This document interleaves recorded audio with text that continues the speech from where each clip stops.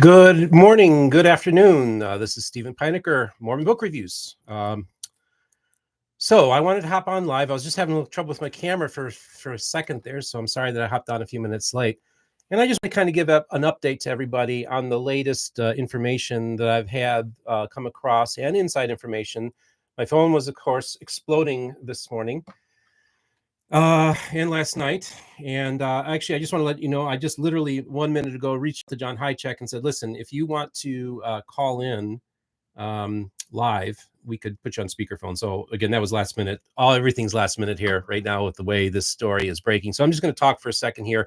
I'm going to drink some water, and I'm going to get started here talking about the latest information, inside information that I've been able to be privy to since breaking the news. Yes, we did break the story here on Mormon Book Reviews yesterday, and I have every reason to believe that the Church of Jesus Christ of Latter-day Saints was not intending on making this announcement until I basically said I was going to break the story. The only reason I say that is not so much through my sources with the Church of Jesus Christ of Latter-day Saints, who have reached out to me, by the way, people who have been part of these conversations. But also, my main thing is the main reason I think that the church probably wasn't intending on releasing this story when it did was because, if you all recall, we've broken, I think, 4 pretty major news stories this year so far here on Mormon Book Reviews. You also know that I played a role in helping break the story of the Joseph Smith photograph a couple years ago. Again, that's through my Community of Christ people, right?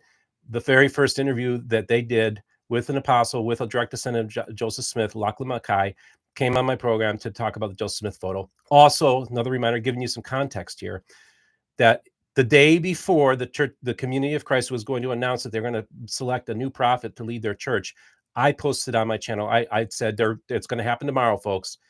And also, a year and a half before the person was named as that prophet, that person was identified as being the key prospect to be the prophet on my show a year and a half. Again, this is through all my different various contacts of the Community of Christ. I will tell you that if I got inside information from people talking about the selection of a new prophet for the Community of Christ the day before, I will tell you that the sources that I can tell, I believe many of them were blindsided by this. So I think this was so close to the vest. In other words, what I'm saying is I think the Community of Christ and the Church of Jesus Christ of Latter-day Saints intended on releasing this information differently at a different time. I think because the people that I know were blindsided, it appears, people that I'm way up there in the church that would have been informed before the church would have put this out. And so because I think a lot of my sources were blindsided by this, that gives me reason to believe that this story was broke yesterday. Well, we broke the story basically, and the church, within minutes of me breaking the story, put out the press release, the church newsroom. Now, I want to give you the timeline of how this all went down yesterday.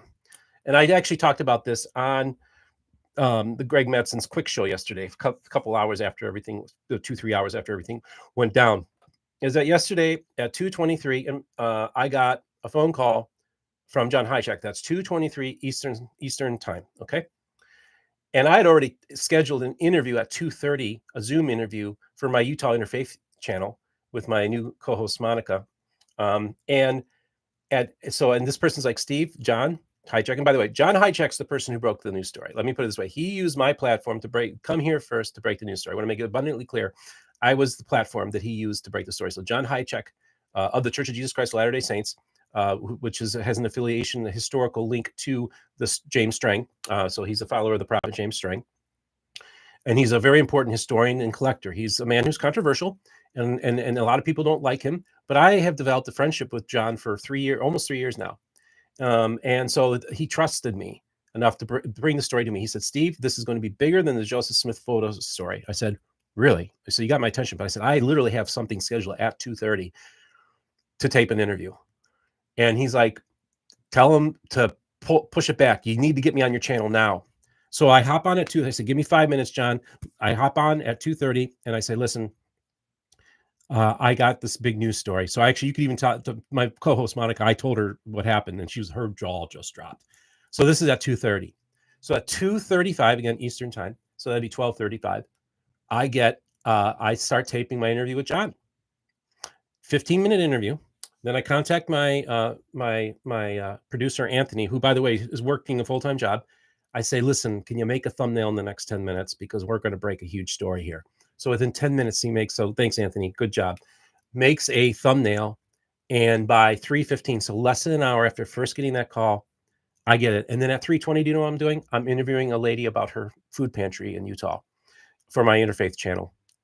And so then my phone starts exploding. The church put it out. So it seems like almost simultaneously from me releasing my video, the church did. Now, let me explain to you why I think this is what happened. So shortly before John hopped on my Zoom to break the news story, he went on his live Facebook, and talked about it. And presumably was talking, hey, check out Mormon book reviews because I'm going to break it there. So as soon as so what happens is our phones start exploding because John put that out there, and then we're taping, and the next thing you know, the story comes out. And so, like I said, based on my connections and the fact that I have broken news stories that have involved the community of Christ, and many of these people gave me the heads up, I had an idea of these rumblings, my connections, I have different people that are in the know in that church. That tells me that this was something that wasn't going to be released yesterday. People from Church PR, you can correct me. As a matter of fact, I would welcome people from the church newsroom if they would like to contact me directly. All my information's out there. My email address is on my YouTube channel. I've actually left voice messages for the church newsroom in the past. I wish you guys would get back to me because, like I said, we've broken four or five news stories this year dealing with the restoration. And so I just want to kind of give you the inside scoop here. Now, this is the other thing, and this was really important why I went on the quick show, because I wanted to make it very clear that for a lot of Latter-day Saints, we're celebrating yesterday. But you need to understand that your cousins yesterday, it was a devastating day. And I have to tell you, I'm hearing from a ton of my community crest people. Okay, folks, here's John Pynakker. I'm going to put him on speakerphone. Hi, John. I'm live. I'm going to put you on speakerphone. Is that okay? How are you, Steve? Are you ready? Yes. Okay, so this is John Pynakker. This is the man that broke the story on Mormon book reviews. John Pynakker, I want to hear the latest on developments in the story. I kind of been giving them information that I don't feel the church was intending on releasing this information, but it seems like perhaps we forced their hand a little bit. You could speak to that, or just speak to whatever new information you want to share with the audience. Steve, I don't have any new information, but I do have, a good feeling for how other people are reacting to it now. So I'm watching the news like everyone else. And I've got a broad range of friends. I've got friends from 700 different churches, hundreds of restoration churches or expressions of the original restoration from the 1830s. So it is interesting to see and to reflect now after it's over. I didn't know everything when I made the announcement.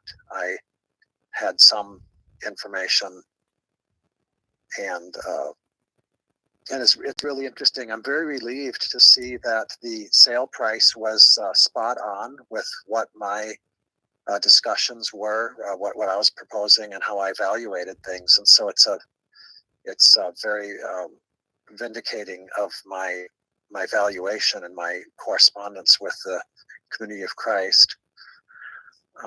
In my offer of $100 million and a similar offer for the Nauvoo property, $100 million for the Kirtland Temple and a similar offer for the Nauvoo property and manuscripts, and then having it come out at 192.5 was very validating. And then also I was proposing that the church have some kind of an agreement that the building must remain open and it must be unaltered. Those are two very important things. And I was astonished to see that that's exactly what they hammered out with the church in Utah, was that it remain unaltered and it remain open. So those were the goals, right? The exact spot on price and the exact two spot on requirements was that it remain open and unaltered. Wow. Well, I have to tell you, that's pretty remarkable when you threw those numbers out, and they seem to comport with the numbers that went through. The church would almost, I feel like we forced their hand yesterday. I don't think that they intended. And part of the reason I feel that that happened is that, I broke the news story the day before that the Community of Christ was going to name a new prophet. As a matter of fact, a year and a half before that, we actually identified who that most likely that person would be to take over the Community of Christ. And so I have this record of essentially having contacts in the Community of Christ. And I will tell you that it seems like even some of these contacts were blindsided by this. So I feel like the Community of Christ had intended to release this differently, and because again, my contacts were blindsided by this, and I think they would have given those people the heads up before that happened. That's just my working theory, but I think there's some validity to that. What would you say to that, John? Well, I don't know what the plan was. I know that they were going to wait a little longer, but obviously the press releases and the materials were already prepared. And I don't know when they actually closed. I haven't checked the deed. I don't know if the deed's been filed yet. It wasn't as of yesterday morning, and I went with the story anyway, but they may have closed yesterday. It may not have had anything to do with us, but it may have. Yeah. They may have gone out a little quicker than they hoped to get ahead of the story. Yeah, I think that's probably a factor there. And again, this is speculation, but I think I have a good reason to say that. And it's funny because you had called me last night, and and again, I want to thank you, John, for coming to Mormon Book Reviews, to this be the very first platform that you would break this story at, and I'm honored by that. But you admit, Steve, you're the right place for it. I'd like to think of you as the Switzerland of this whole situation. So you're a peacekeeper and a good person, and you tend to be compassionate towards all different viewpoints, as I try to be. So I'm a third view of Mormonism. I'm kind of caught in the middle between the reorganized church and the traditional church out in Utah, and I like you and your show for that reason. Well, thank you. It really means a lot to me. It's very kind of you. I wanted to just talk about maybe some of the documents. And of course, your specialty is documents in many ways. Of course, it's physical objects of the Restoration period, but you're also known for documents. And, when my eyes got really big when I saw that they sold the included in these purchases was the original manuscript of the Joseph Smith translation, or the inspired version. And also the characters document was sold. And maybe speak to I was shocked by that. Well, and you'll see that I posted on my social media about both of those documents about a week ago. I'm very interested, obviously, in what I call the Joseph Smith.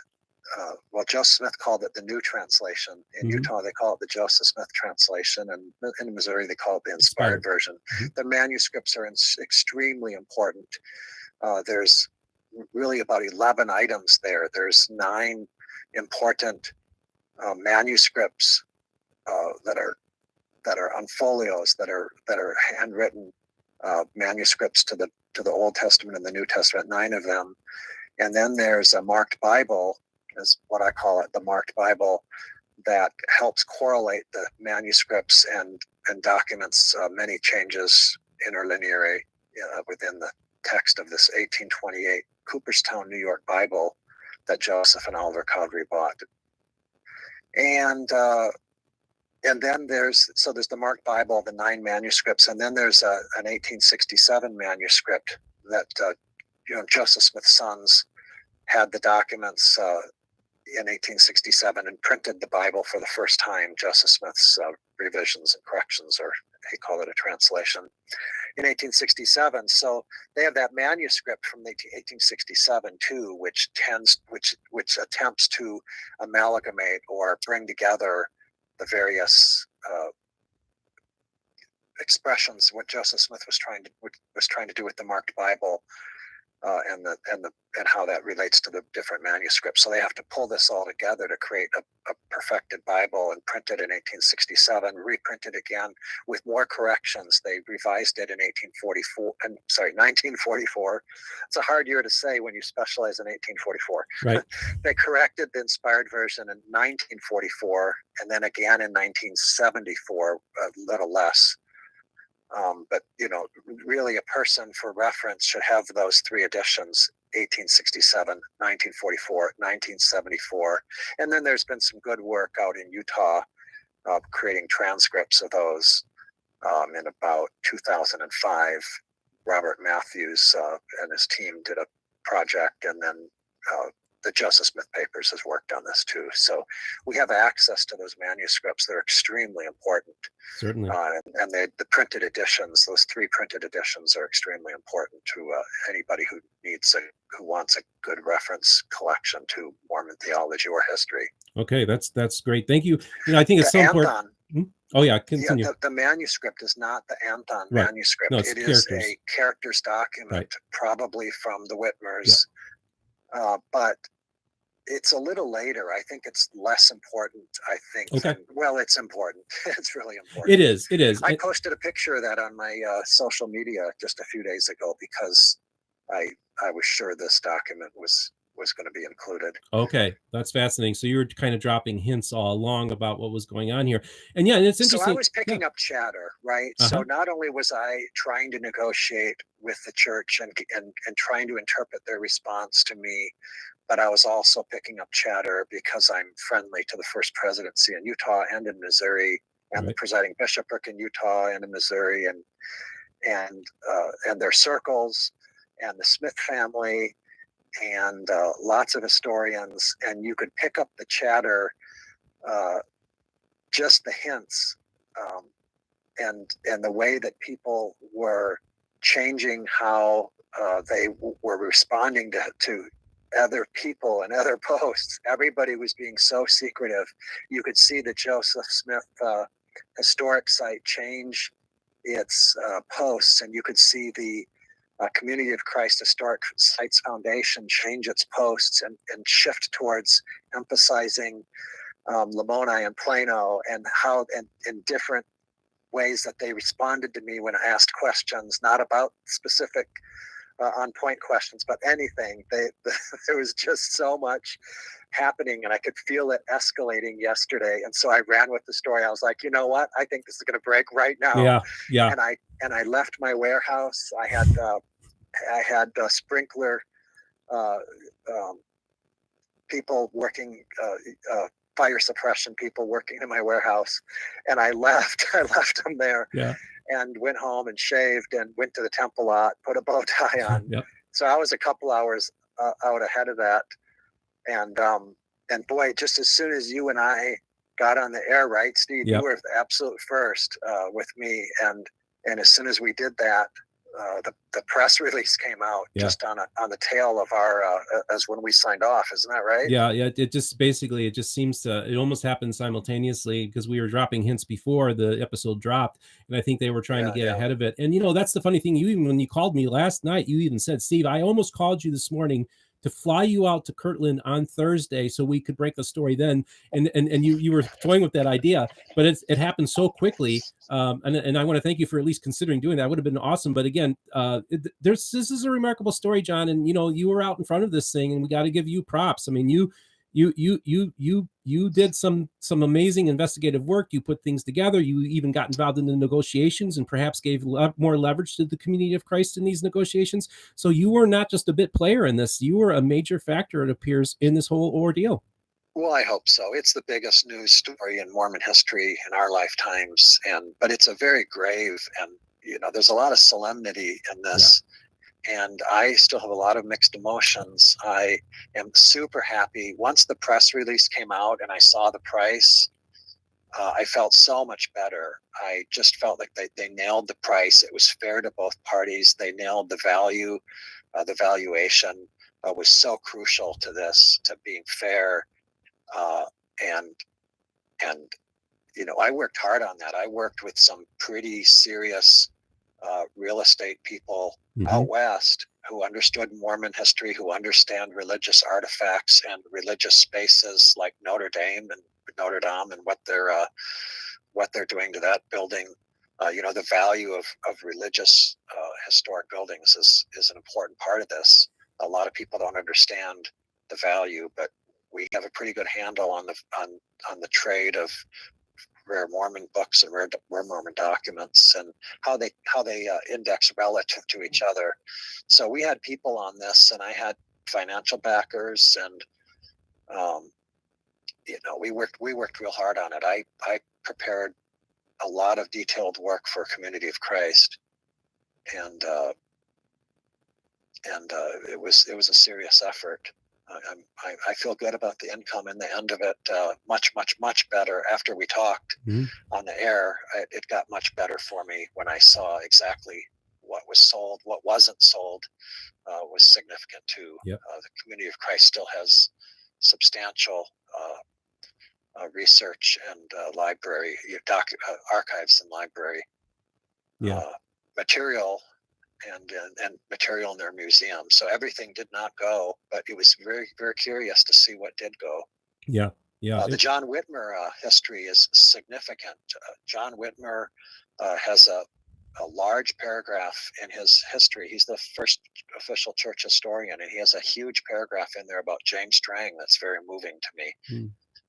Because the Whitmer family and the Smith family both followed James Strang. They were the founding families of the church, and both families followed James Strang. That's my heritage. And so there's you and I'll do an interview someday on Strang, I hope. Absolutely. Strang was killed in 1856, and he does not overlap the reorganization. James Strang was a substantial contender for the succession. He was the sole trustee and trust. He was the only person in 1846, 1844 through 1847 claiming to be the sole trustee and trust of the church and successor to Joseph Smith, before Brigham Young did on December 5th, 1847, almost at the end of 47. So for 3.5 years, James Strang was the only person claiming to be the sole successor, sole trustee and trust. So he had a claim to the Nauvoo Temple successfully. He prevented Brigham Young from selling the Nauvoo Temple, and prevented Brigham Young from selling the Kirtland Temple. And James Strang had possession of the Kirtland Temple. So this is all very meaningful to me. And then James Strang is killed. Does not overlap the reorganized church. The reorganized church starts 4 years later, and almost every follower of James Strang joined the reorganized church. And the majority of reorganized members were previously followers of James Strang. So it's almost the same church with a different succession idea. And then Joseph Smith III got possession of the temple, and really through squatters' rights and adverse possession by 1901. They got a title to it finally. Yeah. So it's my temple too. Yeah. It's everybody's temple. We have a shared heritage and I could go on and on. It's a shared heritage. It's we're all stakeholders in it. I'm passionate about libertarianism and religious freedom and the free market. So I get more than anybody. I went to school for economics, so I get that this is a privately owned building. They can do whatever they want, but for moral and ethical reasons, it's extremely important that they recognize the people's hearts are wound up in this temple, and it means a lot to all of us. Yeah. Well, John, I just want to thank you so much for giving us a perspective to my audience today. And I want to thank you for hopping on at the last minute. Literally a minute before I went live, I thought, you know what? Because literally it was 10 minutes before that I thought about doing this, is that I need to offer John an opportunity to kind of give some more color and flesh this story out a little bit more, and also give the important historic context coming from your lens of the restoration, which I think is a vital, important one. That's an undertold story of the restoration, but it is a very, very important. And you're the one that's kind of kept the torch kept that torch aflame as well. So I want to commend you for the great work that you have been doing your lifetime, dedicated to preserving and identifying and collecting the relics of the restoration. Steve, that's way too kind. Thank you so much. I want to say one more thing. Okay. I shouldn't. People don't realize the most important building that was sold yesterday, besides the temple, the most important building in Nauvoo is what? It's the Nauvoo house. I'm gonna talk a little bit more about that when I get a chance. But the Nauvoo house was the most important building besides the Kirtland Temple, because the Nauvoo house is prophesied in Revelation, and I don't think the Community of Christ fully understood the gravity of that building, of how important that building is. I slept in it. It's an incredible space, but that's a prophesied building. and the church needed it to fulfill prophecy. So it's going to be real interesting to see what happens with the Nauvoo house. Not so much the executive mansion we call the mansion house, or the homestead, or even the red brick store, where all of the buildings are important. But man, that Nauvoo house, Steve, wait and see. Okay. Well, all right. Well, John, thanks again. You're an awesome human being. I really appreciate you doing this. And at the very last minute, getting some great feedback from the audience here, and we'll have you back on soon. We're gonna this is just the beginning of the conversation. Thank you, Steve. All right. You take care. You too. Bye. God bless. So that, folks, is John Hychek, who is the gentleman who helped broke the story here on Mormon Book Reviews about the acquisition of the Kirtland Temple, but also later, because when we came on, we didn't know the full extent of all the sales, and then the press release came out detailing all these items. And I do contend that I don't think the church intended on releasing this story when it did, because there's just too many people that I think were caught off guard that would have been in the know on this. And again, I want to say John Hychek is a member of the Church of Jesus Christ of Latter-day Saints. That's with a capital D, no hyphen. And he's from the tradition that sprung forth from James Strang. I want to recommend, he's done tremendous work. Of course, Dr. Kyle Bashirs is another person. Vicky Speaks is another person. These are some really good people that are in that space that are kind of telling the story of James Strang, which, by the way, I have to say, after I didn't really know, I only read one book about James Strang, probably about 15 years ago. I found a small little book published by a Michigan publisher in Michigan talking about James Strang. And I have to say, as I have studied him and his story more, I've learned to develop a respect for the man that I didn't have before, only based out of ignorance, not out of really, and it was people like John, actually. To give you my history with John Hychek, in June of 2021, I ran into him and I saw this guy who's just to the nines and he looks really sharp, and I see his name and I'm with somebody. I'm like, that name looks really familiar to me. And the guy's like, yeah, well, this is what they say about him. And, he's a collector and he's kind of controversial. And he goes to me and he says, but he's a Strangite. I'm like, he's a Strangite? So I immediately go give my business card to him. And that was the beginning of my friendship and relationship with John Hychek. And the reason why I recognize that name was because in the 1990s, he had built some websites online early on about the Church of Jesus Christ of Latter-day Saints, his tradition coming forth from James Strang. The only place online you could read anything about James Strang was those websites, and that was a really, really important resource for me as I was continuing to investigate all the different branches of the restoration. And so he was way ahead of the game. I mean, he had websites in the 1990s that were playing music hymns from their hymnal. It was cutting edge stuff. And so I knew the name because it's kind of an unusual name. So it was seared in my memory. And so then, John, basically what we're planning on doing eventually is actually, I'm going to come to his mansion in Independence, Missouri, and film to have he's going to hire a documentary crew, and I'm going to interview him about his collection. So yeah, so Bambi, yeah, I think, thank you for all the information here. Yeah, it is pretty amazing that 3 years ago, I didn't know a single Latter-day Saint. And actually it was less. I mean, it was June of 2021 when I met John. So less than 3 years ago, didn't know a single Latter-day Saint. And this is a huge story that we broke here at MBR. And we've broken, like I said, at least 4 stories now, in this year alone. I'm living in a 50-year-old mobile home with my mom in Florida.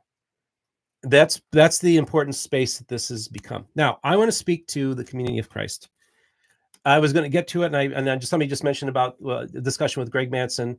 Many outside the LDS faith don't understand the significance of this acquisition and what has transpired. Keep it going. That's from Rob. Thank you. The community of Christ yesterday began a process of mourning. This was not a good day for them. And they were in dire financial straits.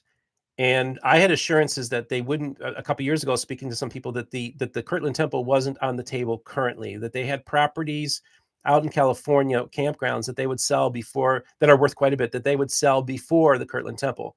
It appears to me that the financial situation for the church was so bad that they had to do this. They had to make these sales now. I also have sources, people who work at or have worked at Graceland University, just so you know, which is the Brigham Young of the Community of Christ, who have given me information telling me that Graceland University is on the ropes financially as well. That they've been well, I don't want to give too many details other than the fact that they're financially in dire straits. Hopefully this will help stabilize that institution. Hopefully these monies will help stabilize the community of Christ, so put it on a firmer foundation. So that's a positive one. And there's another positive, that the Church of Jesus Christ of Latter-day Saints and the community of Christ were talking to each other.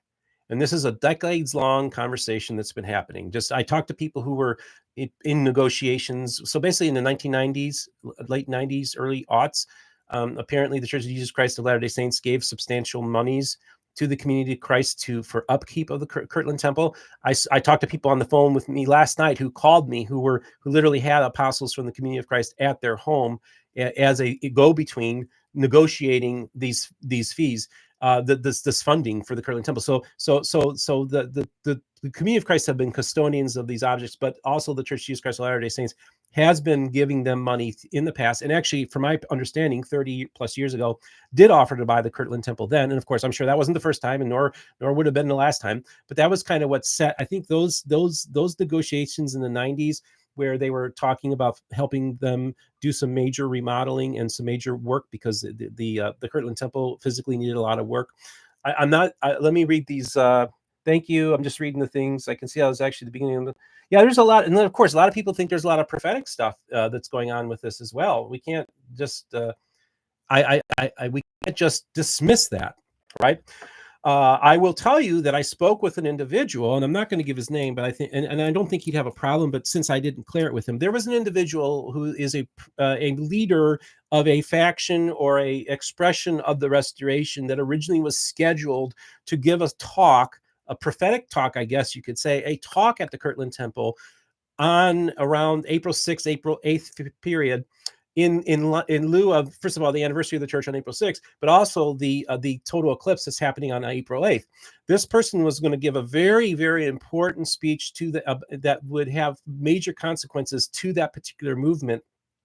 And it was originally scheduled to be the Kirtland Temple. I since reached, and then they canceled them. And so now this individual will be speaking in Palmyra, which will also be under the total solar eclipse as well. So it's in the path of the eclipse. So he's going to instead go to Palmyra. Joseph Smith, well, we all know Palmyra, right? He's going to give that speech there now. So I reached out to this individual last night. I said, do you suppose that the reason why your speech was canceled at the Kirtland Temple was it was part of the negotiations with the church, that because he split off from the Church of Jesus Christ of Latter-day Saints, there would be it would just be very uncomfortable to have this person speaking at that church? And he told me, according to his sources, that in the community of Christ, I guess, yeah, I think he said community of Christ, that was indeed the case. So that, just to let you know that there are people that see prophetic significance in just the events that just transpired, see prophetic significance in the total solar eclipse that will be happening on April 8th, which is very close to the anniversary of the church, beginning of the church, April 6th. And these are very big times, either way, however you want to look at it, whether you want to look at it from a naturalistic secular stream or from a spiritual one. Something significant happened in the Restoration yesterday that literally has changed the course of history within this movement. I don't know if I don't think there's any hyperbole there.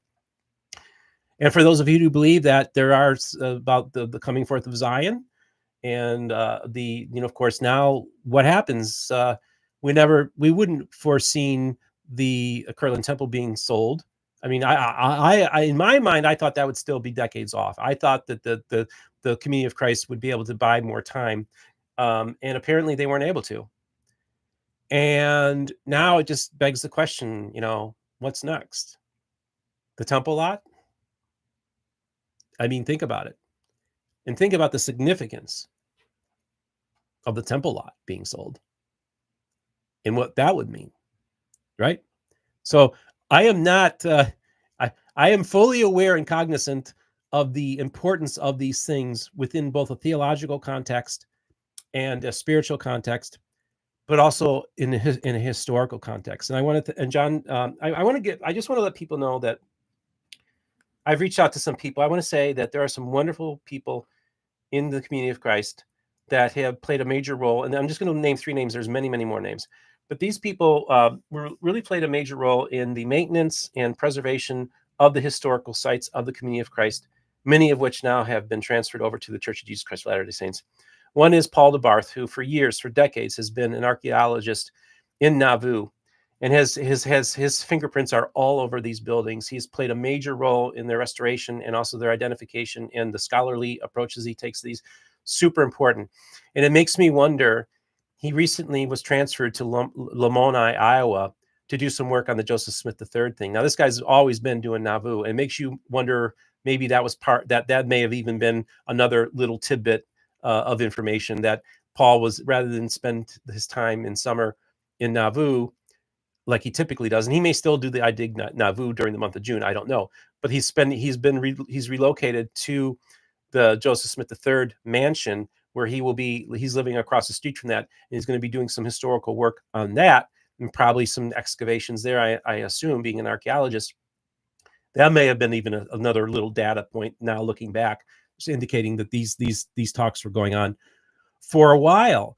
And so I also want to say, like, Lachlan Mackay and Barbara Walden, both with the Church Historians Department, and Barbara oversees the historic sites for the church. I just want to honor them.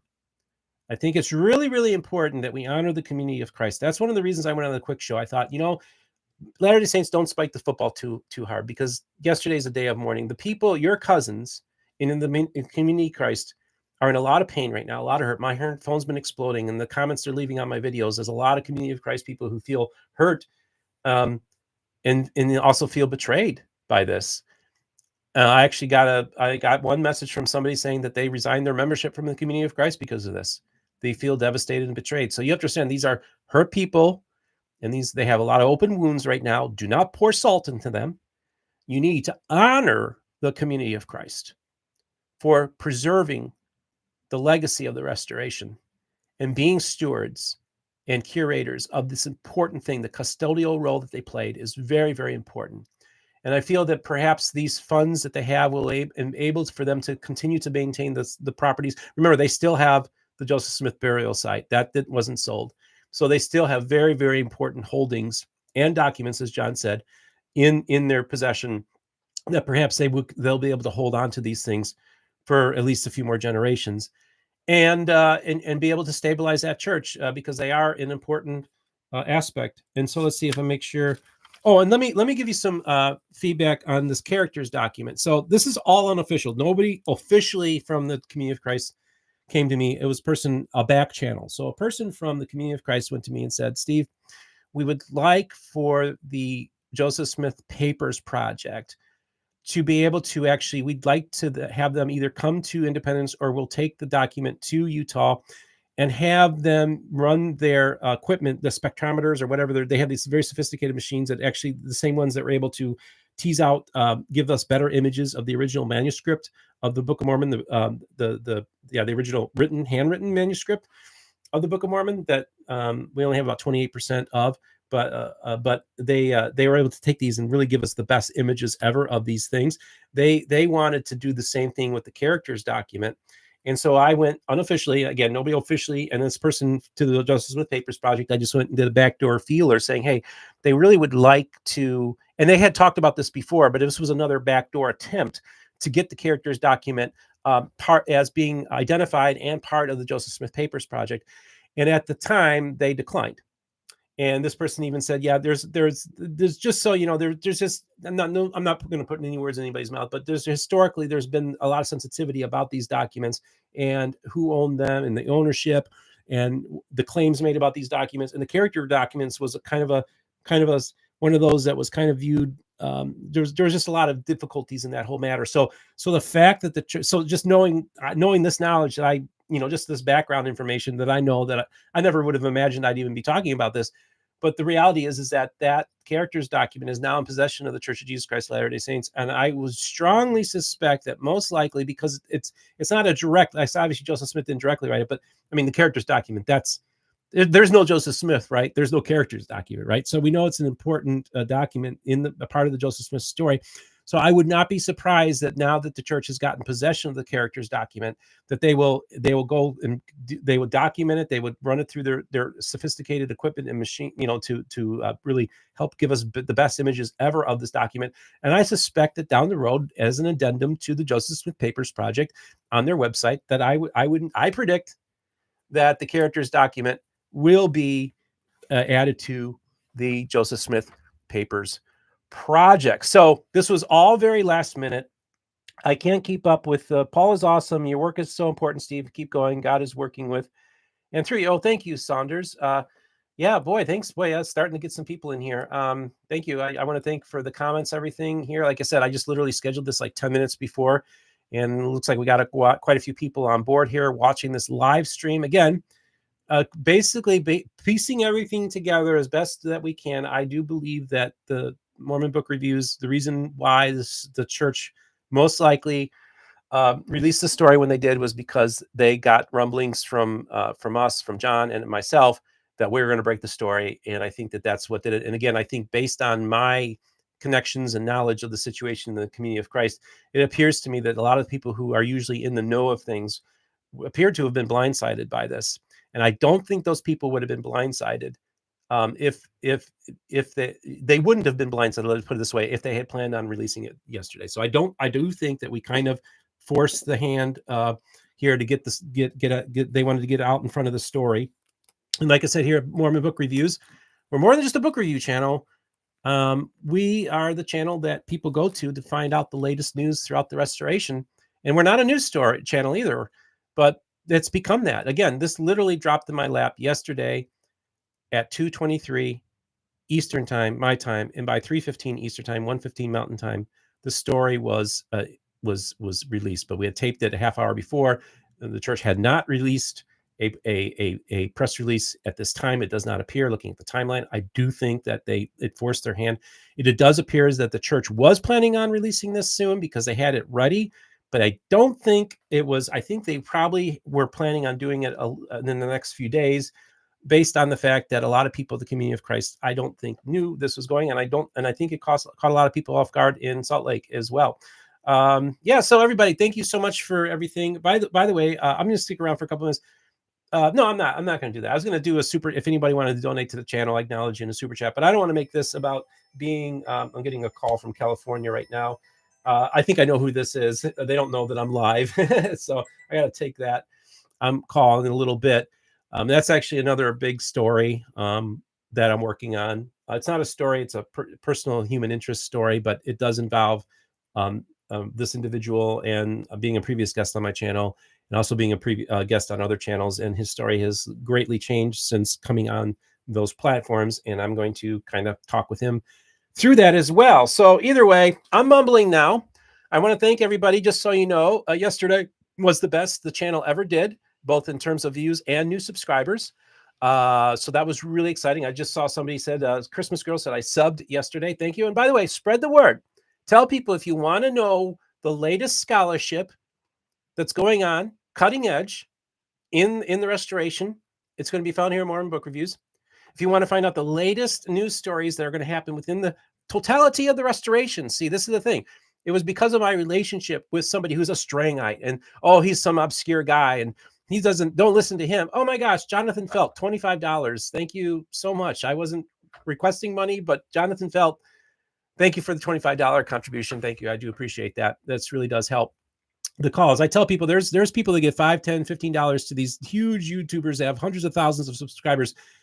And that's so insignificant. That $5, $10, or $25 thing, that's a big deal here at MBR. So I want to thank Jonathan for the $25 contribution given to us in the super chat. That's always really cool. Now, I want you to stay tuned because this story is just starting to be told. More information will come out. More details will come out. I have many, many connections in this world, and they reached out to me yesterday after the story broke to give me some context and also talk about how this has been kind of a conversation that's been happening for decades between the community of Christ and the Church of Jesus Christ of Latter-day Saints. And that I guess the financial situation in the church must have gotten to the point that they felt the time had come to sell this. Now, we got to give context to the community of Christ. Stephen Veazey, who's their current prophet, seer, and revelator, had a devastating health thing happen to him that incapacitated him for a long time. So you had what would later kind of be considered a succession crisis happening, because typically the current prophet chooses their successor, but because he was incapacitated, it was the quorum of the 12 that actually kind of got together and appointed a prophet, seer, and revelator designate. But that individual will not become the prophet until next year at their 2025 World Conference in Independence. So this church is really, it's very tumultuous time for them. So at the same time, we're having all this stuff going on. The church, there's a kind of a succession situation going on with leadership because their prophet was incapacitated. And of course, we cover all that on Mormon Book Reviews. And then this is also happening parallel to it. So the community of Christ is going through a lot. And again, that's why I want to make sure we give all of our love to the community of Christ. If you know somebody from the community of Christ, and they're friends of yours or whatever, reach out to them. Tell them, hey, I know this is a tough time for you. And I just tell you, I care about you. And I know this is a hard time for your church.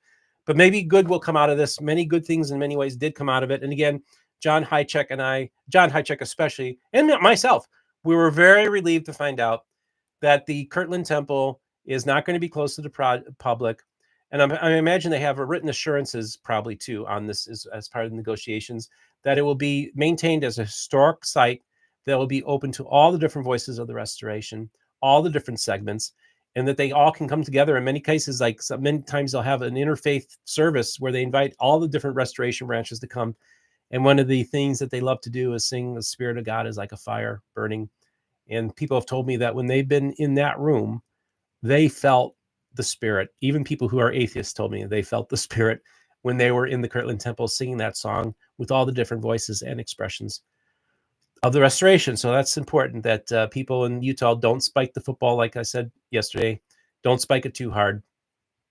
And just realize that now you guys have a very solemn, important custodial role that you need to play now that's been passed off to you. And we hope, see, there's also people that are concerned. Well, they gutted the temple in Salt Lake. They gutted, see, these are the concerns people have. They gutted historic sites and tore them down, like the Provo Temple is going to be torn down. And that was an important archaeological thing. And so that's why people are concerned. Okay, so you have to understand, like, well, why are they so worried? Well, because they've seen recently what happened to the very important historic site in what's happening right now to the Salt Lake Temple, and people worried that something like that could happen to Kirtland. So that's why I'm sure, informed the conversations to assure that the integrity and the legacy of the Kirtland Temple will remain intact, that it will always be open to the public, and that it will be historically maintained and open to the public, free to the public to come through. And then, you know what, I think of course, I'm not going to tell the church what to do, but maybe building a temple nearby outside of Kirtland or down the road, building a temple out there might be a good compromise. I also feel like sometimes I wish that the church had built a exact replica of the Nauvoo Temple in Nauvoo, Illinois, and made it a historic site rather than a closed temple. I really feel, in my mind, again, I'm not telling people to, but just as somebody who's a historian geek about all this kind of stuff, it would have been really cool if they had done that, because I would have loved to have gone to see what the Nauvoo Temple looked like. So now they have the legacy. They have this important custodial role to play. The Church of Jesus Christ of Latter-day Saints, congratulations on the acquisitions. The Community of Christ, I want to honor you for the work you did to maintain these institutions and these buildings and all these historical documents. Let's remember, these are real people involved in here. These aren't just about objects, and these are priceless. These are priceless artifacts, and they were sold yesterday. And we got to remember that was not an insignificant thing that happened yesterday. And again, we're really grateful to John Hychek, and I'm very grateful to my audience. I really do appreciate all of you. And again, Jonathan Felt, thank you for the $25. It's always, and I'm not doing this for the money, folks. Just not. Okay. I'd be making more money flipping hamburgers at McDonald's right now. Okay. This is not about money. This is not about clicks. This is not about any of it. I am honestly a person who just loves this topic, who would have been satisfied with a little channel with 200 subscribers, and I would have just done little book reviews. And I thought that's what it was going to be. Oh yeah. Okay. I love this one. Stephen, you can see the Nauvoo Temple after joining. Maybe, well, okay, I'm not going to say the final one. Charles, you got a good sense of humor, as do I. All right, everybody. Remember, the most important thing about all of this is all the voices of the restoration will be heard here on Mormon Book Reviews.